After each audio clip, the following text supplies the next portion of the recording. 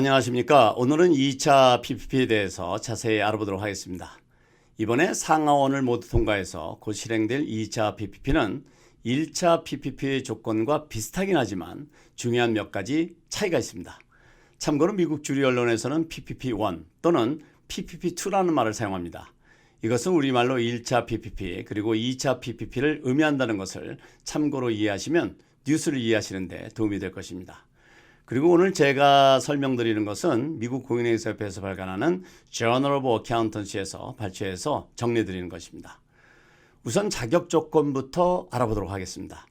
2차 PPP는 1차 PPP를 신청했었던 스몰 비즈니스들과 1차 PPP를 신청하지 않았던 스몰 비즈니스를 포함해서 다음에 자격 조건을 갖추게 되면 최대 200만 달러까지 PPP를 받으실 수 있으십니다.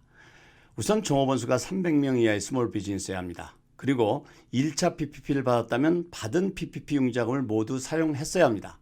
만약 1차 PPP를 아직 사용하지 않았다면 1차 PPP 융자금 전액을 모두 사용할 계획이 있어야 합니다.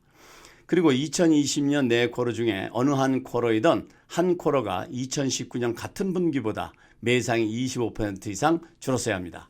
그리고 2차 PPP를 받는 대상으로 비영리 면세 법인 중에 501C6에 해당되는 비즈니스 리그 단체들도 해당이 됩니다. 여기서 비즈니스 리그라고 하는 것은 같은 이해 관계가 있는 회원들이 공동의 목적으로 단체를 만들어서 활동하는 비영리 면세 법인을 말합니다. 예를 들면 상공회의소라든지 하는 단체들이 이에 해당이 되겠습니다. 이런 법인들 중에 로비로 전체 수익의 15% 이상 차지하지 않고 있어야 합니다. 그리고 전체 활동 중에 로비 활동의 15%를 넘지 말아야 하고 그 경비가 2020년 2월 15일 이전에 100만 달러 이상 넘지 말았어야만 합니다. 그리고 2차 PPP는 PPP를 처음 신청하는 비즈니스의 경우에는 자격 조건이 약간 다릅니다. 종업원 수가 500명 이하로 종업원 수가 1차 PPP 때의 조건과 같습니다. 그리고 자영업자, 인디펜던트 컨트랙터, 개인 사업자, 교회 등 비영리 법인 모두 해당됩니다. 그리고 이번에 통과된 법안에는 2차 PPP를 맥시멈으로 받기 위해서 1차 PPP 미사용분을 반납하고 재신청하는 것을 허락하고 있으니까 혹시 1차 PPP를 아직 모두 사용하지 못해서 고민하고 계신 스몰 비즈니스의 경우는 참고하시기 바라겠습니다. 2차 PPP 융자 탕감 조건은 1차 때와 거의 같습니다만 몇 가지 차이가 있습니다. 첫째, 1차 때와 마찬가지로 60%가 페이롤 코스트로 사용되어야만 합니다. 둘째, 역시 1차 때와 마찬가지로 렌트, 몰게지 인터레스트 그리고 유틸리티 비용으로 사용하실 수 있으십니다. 셋째는 새로 추가된 내용인데요. 코비드-19 방역과 관련되어서 연방건강보건국에서 제시한 가이드라인을 지키기 위해서 지출되는 제반 시설과 보호장비로의 지출도 대상이 됩니다. 여기는 각종 서플라이와 소프트웨어 그리고 클라우드 컴퓨팅 서비스에 들어간 비용들도 포함이 됩니다. 넷째는 2차 PPP 사용기간은 1차 때와 마찬가지로 8주 또는 최대 24주 내에만 사용하시면 되겠습니다. 자, 그러면 2차 PPP 신청 금액의 산정 방법은 어떻게 되느냐를 이해를 해보겠습니다.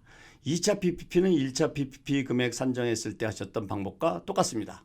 전년도 페이롤의 월평균 급여의 2.5배를 신청하실 수 있으십니다. 그러나 1차 때는 최대 1,000만 달러였는데 앞서 말씀드렸듯이 2차 PPP는 최대 200만 달러까지만 신청하실 수 있으십니다.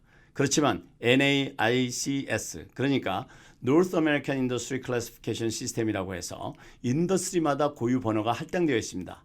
이 NAICS 번호가 72로 분류되는 호텔이라든지 레스토랑과 같은 비즈니스들의 경우에는 최대 3.5배를 신청하실 수 있으십니다.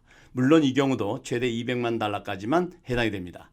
이상 2차 코비드-19 릴리프 패키지에 들어있는 2차 PPP의 신청 자격 조건과 융자금 신청 자격 그리고 탕감 조건에 대해서 이해해 보았습니다. 신청 양식 등 좀 더 구체적인 정보가 공지되는 대로 계속해서 업데이트 해드리도록 하겠습니다. 오늘은 여기까지입니다. 감사합니다.